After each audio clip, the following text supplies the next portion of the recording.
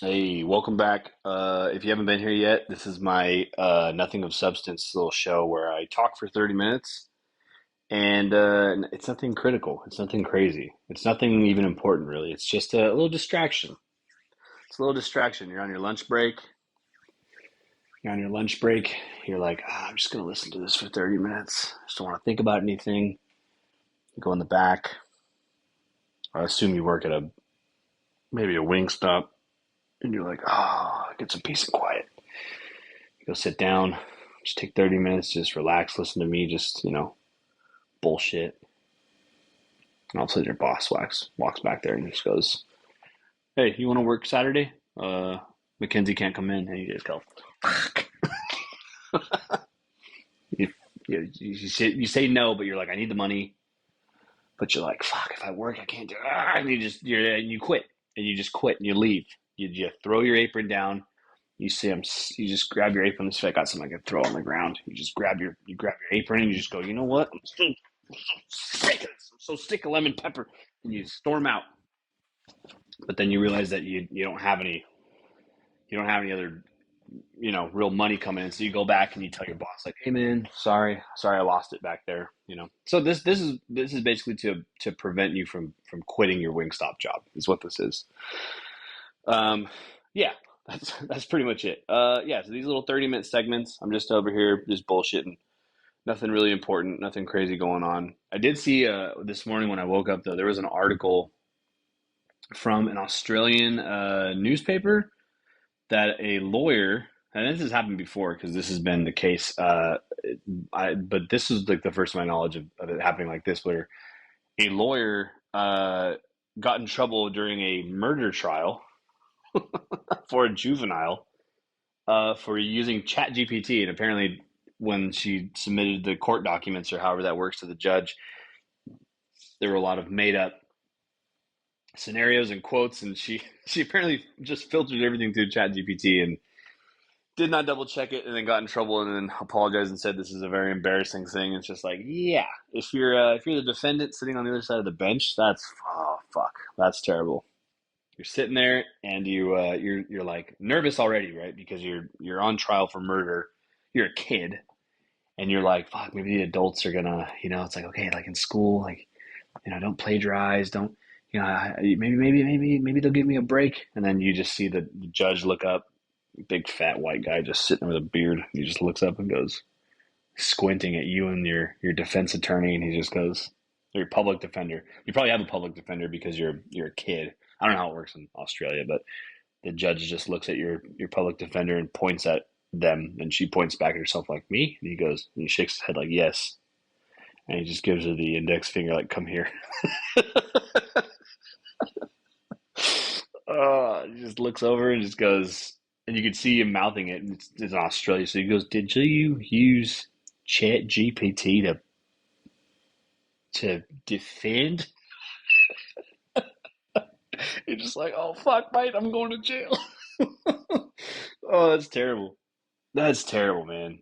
That's a big. I mean, that's a big fuck up. In school, they would always be like, don't plagiarize. Don't ever have anybody do your homework. That was always the thing, right? You're always afraid. You're like, oh, they're gonna notice it's not my handwriting. If you have someone else do your homework for you, or this or that.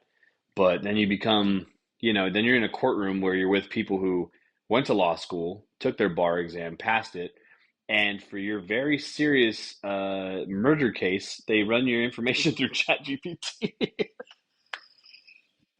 And you're just like, I'm fucked. It's terrible.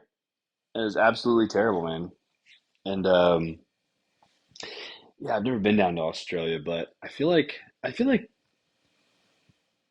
really weird things happen in Australia. I always see the weirdest news. There was a kid who, this is also secondhand information that someone told me, but I believe this is true that a kid, like either a drunk kid, ate a slug or licked a slug or did something like that, and then like came down with some sort of illness and then became like completely like paralyzed or something. I'm just like, God damn, dude.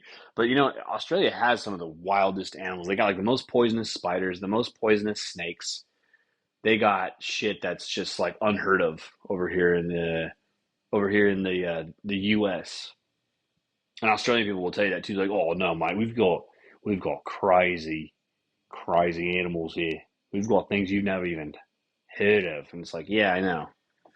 I see the. I've watched the R.I.P. I watched the Crocodile Man, dude. I watched Steve Irwin growing up. Okay, I get it. I get Australia. You're tough. You're rough and from down under. It's like, yeah, I know. I get it. You guys are tougher. You have crazier animals.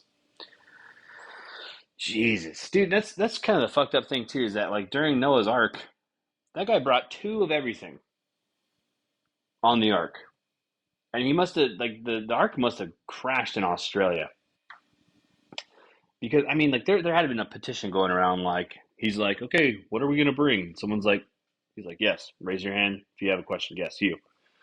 And this Australian guy just like, hey, how you doing, Noah? Just wondering before the big flood, can we not bring the poisonous arachnid creature that killed my entire family? He's just like, uh, no. Anyone else? And just like, oh fuck. And he had to like wrangle all these animals up by himself, man. He had to have had help though. There's no way that that guy got two of every animal on the planet. And how did he like Magellan, dude? Or who was it? Was Magellan the first to go around the world? He was the first one, to our knowledge, to go around the world. So how did Noah get his? Did he have a schooner, like a small boat? And he just kind of went through and I mean, like he had to get an anaconda. Dude, this guy had to get a grizzly, like a California old school grizzly back in the day, and get two of those. Somehow managed to find a male and a female, wrangle them up, scoot on down to the Amazon. No big deal. There's a billion fucking animals and insects and creatures down there, but he managed to get two of all of them, and then he somehow got an anaconda. And dude, back then the animals were even bigger. So you're telling me that he got an anaconda? He got okay. Well, I don't even want to. I don't want to speculate too hard. It's a fiction thing. Unless you're a Christian, and you're like, no, he did do that. And okay, but to each their own. I'm just saying it's a little weird, but I feel like all the most dangerous animals that Noah picked up on the ark, he dumped them all in Australia. And he's like, fuck, he was so sick of them. He was just like, fuck, just fucking left them all there. He's just like, oh, like wiping his arms off, like, oh god, oh, just like, oh, and just got back on his ark or his pre his BC, before Christ, his big yacht, and he just took off. He's like, fuck this. Everyone in Australia was just like, fuck, you know? Damn, that's a wild thought. But he if he was real, the debate is still up. So there's still up for debate whether he was real or not. But if he did, he was kind of an asshole because he let all these other animals trickle down that he could have gotten rid of. Think about this for a second. This guy could have gotten rid of mosquitoes. He could have gotten rid of those what are those potato bugs? You can't even kill them. You step on them and they just keep moving like just cockroaches. As far as I'm concerned, those things don't serve any purpose. Or like, what are those little fucking? I think I already said mosquitoes, but dude, those little what are those little things that they land on you and they fucking just bite you? Fleas. He kept like all these things. I'm like, do these all really have a purpose? Also, what the fuck is the purpose of like a slug? Because apparently in Australia, if you eat one, you fucking get paralyzed. So that's people dying from animal attacks. It's kind of Noah's fault. But also, I kind of side with the animals when that stuff happens. I don't really feel bad for people. Like, I feel bad for people when they get, like, if a child gets attacked by an animal, I feel terrible. That's awful. But when, dude, adults, oh, especially this, oh my God, there's this video, of this guy, dude, I want to play it, but I don't want to, like, look it up. But there's a guy in, like, he's got to be somewhere up in Northern California, and there's a bear, like, on their property, like a black bear. And I don't know why, but it's always white folks. And I'm coming from someone who is, in that orbit. But these people, dude, they talk to animals. It's men and women. They both like will talk to animals, and they'll say like, "No, sir. No, sir. No, no." Like they'll talk to it like it's a fucking cat, and it's like, dude, that is an 800-pound bear. That bear's like, the fuck out of just swipe at you, just rip through your jeans, rip through your fucking dungarees, just open you up. Oh, dude, that video pissed me off so bad. I like those are the moments where I like root for the animals. I'm like, fuck yeah, dude, give them another swipe, dude, pull them into the woods. Just carry them off in your big bear mouth. Just leaves. Everyone's just like, Michael, screaming for him. Michael, he's alive. Just like, yeah, dude, you're in their neck of the woods, man. These people, though, dude, people that fuck with big animals. I love animals. I don't like want to kill them. I don't want to hurt them. I feel really bad. Oh, dude, I feel so bad. And if I see a dog that was hit, oh, I hate it. A couple months ago, I saw a guy get hit by a car, and I was just like, "It'll be all right." I was just like, "He'll be fine. He's fine." He's just like laying there, he's blinking. They're like attending to him.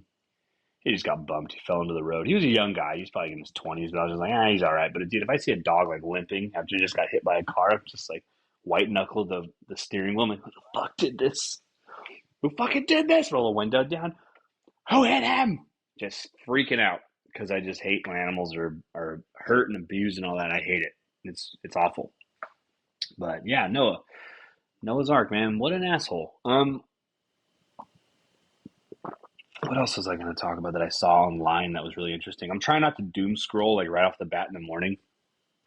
I'm basically just trying to like wake up, not look directly at my phone, not look at social media, and I get caught doom scrolling. I get those stupid videos of the it's got that really loud whistly like wheezing laugh in the background. It's like these pranks that are obviously just like setups, and I just get mad. I'm like, this is all staged.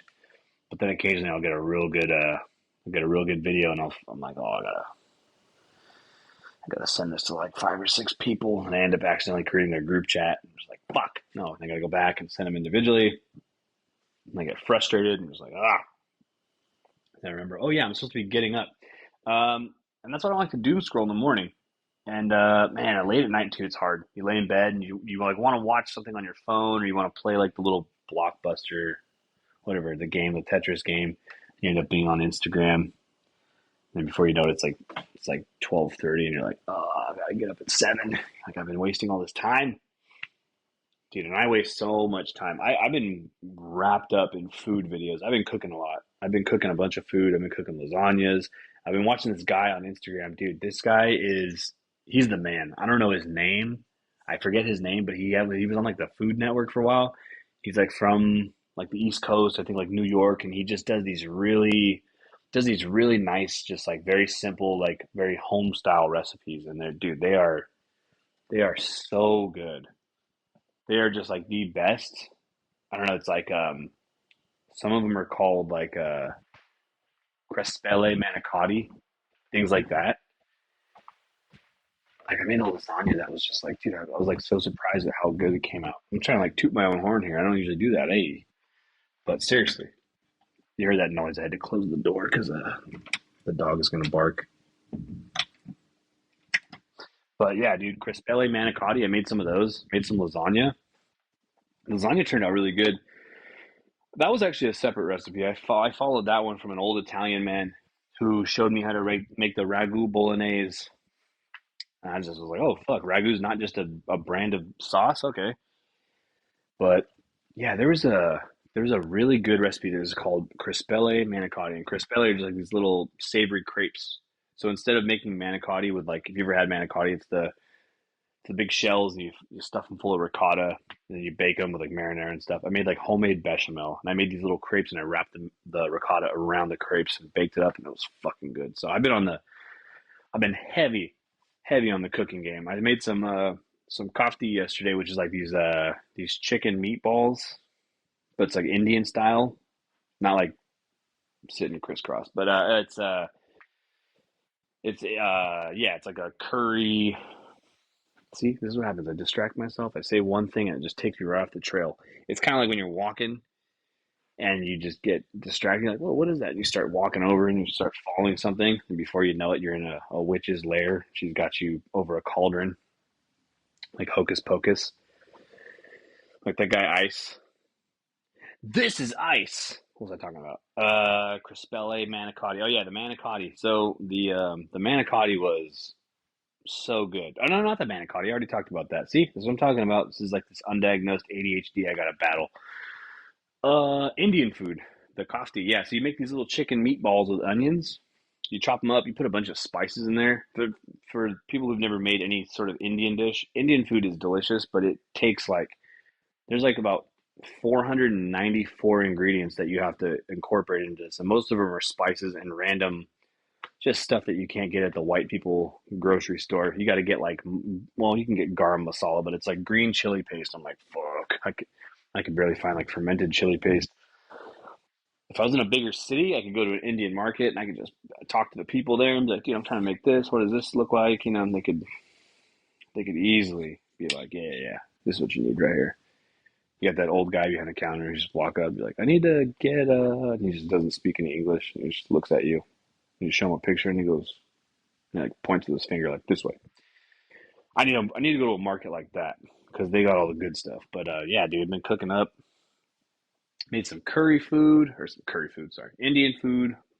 Made some Italian food. I made albondigas. There's like this homeboy on Instagram who's like, today I'm going to show you my grandmother's albondigas, and he just like is like in the middle of him making the albondigas soup. He's like doing burpees. I'm like, all right, dude, I just want to make the soup, dude. I don't want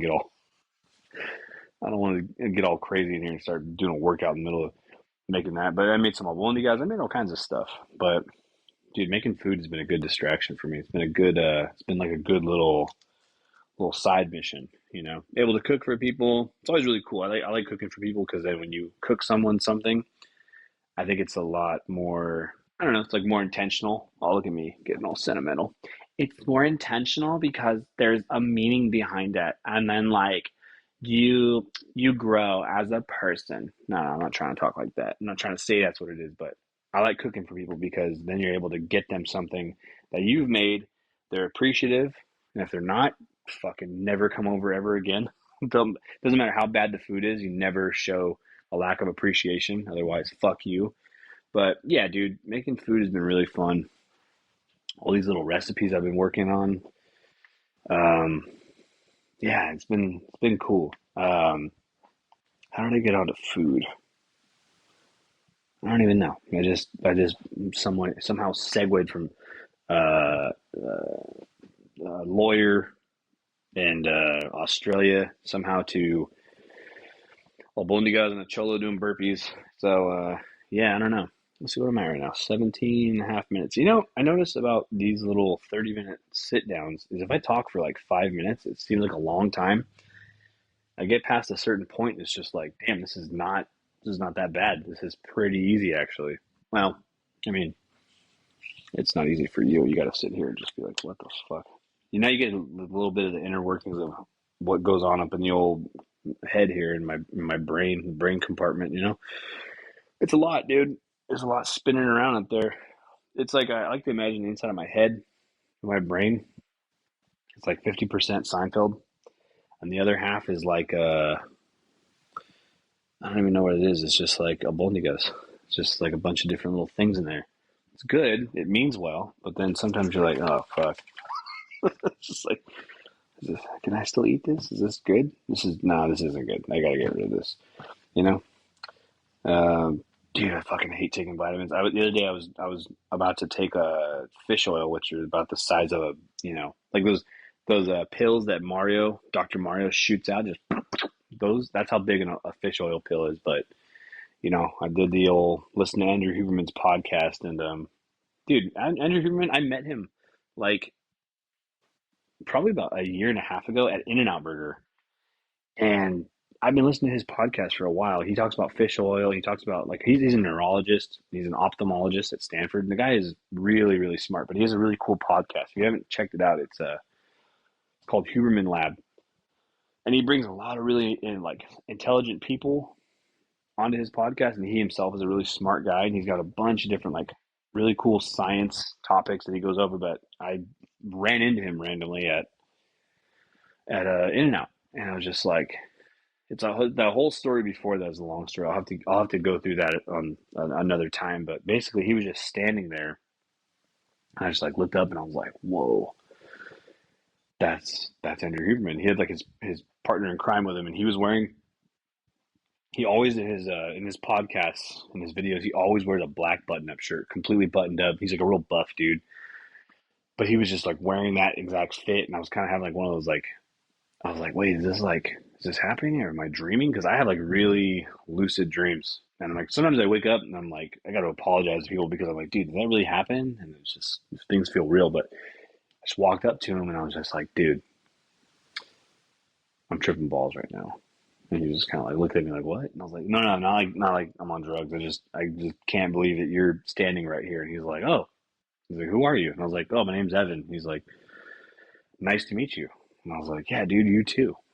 And he was super cool. He like let me sit and talk with him. He was just like, "Why don't you like point?" He gave me the cool like like the little head nod, like the little like, "Why don't we let's go chat over here a little bit." So he like pulled me aside and we were just talking a little bit. He was super cool. And at this time, I had my business and I was like telling him what I did. I was like, "Hey, dude, I run this, I do that." And he was like, "Wow, that's awesome." And then this fucking guy, dude, he I don't say fucking guy disrespectful either. I'm saying that's just how I describe everyone. But this guy goes, yeah, I just got done doing a podcast. And I was like, oh, cool. He's like, I interviewed, have you heard of Mark Zuckerberg? And I was just like, I'm like looking at him like, dude, yeah. Like, he's just like, yeah, Mark Zuckerberg. And he's like, from Meta. And I was like, Meta. I was like, oh, Facebook. And he's like, well, it's Meta. And I'm just like, nah, it's Facebook. Let's be real. Fucking Meta's dumb.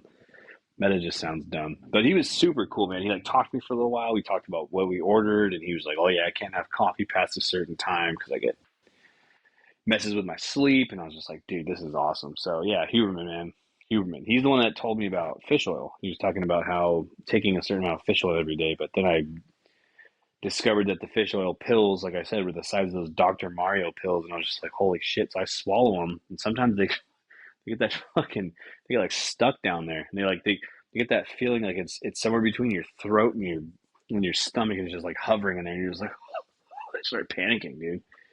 Give me anxiety, dude. I'm taking those pills. And I'm just like, oh fuck. It's just like they're gonna get stuck. And then my fear is like, what if I breathe and somehow it moves in there in a different direction and goes into the wrong tube and I'm just fuck die of like fish oil choking on a fish oil pill. Oh my god, that would suck. That would be brutal. Those are like those weirdest ways that people die. You hear about those stories about people that are like, there's all those videos on like Instagram too, where it's like a man was walking and was electrocuted. Another man came by. It's like those digital animations. I'm like, this didn't fucking happen. I can't believe most of them, but there have been some weird ones where I've been like, whoa. You like look it up and you're like, damn, that's real. That's how you can die. Like that can happen. I'm just like, oh my god, it just stresses me out. Like people who like use their phones too close to their shower and like somehow it like hits the water and like electrocutes them. I'm just like, oh my god. I think about all the times I've answered a text or even a phone call inside the shower, like held it on speaker above my head and be like, oh yeah, yeah. I'm just like thinking, dude, I'm never doing that ever again. After watching those videos, nah, I don't want to go out like that. Get to heaven, just like looking at you. It's like, what happened to you? It's like, oh, fought in World War II. It's like, wow. So you've been here for a while. Yep. Yep. Got killed in battle. You're like, wow. Look at the other guy. Like, what happened to you? I had cancer. I'm like, wow. I'm sure that was really tough. And he's like, yep. It's like, what about you? I was trying to get the right playlist in the shower, and I was scrolling through the old Mac Dre albums, and I got to the right one. But the second I got to it, I dropped the phone in the shower, and I got electrocuted. They'd all look at me like, you the fuck out of here. They'd send me to a different part of heaven or whatever.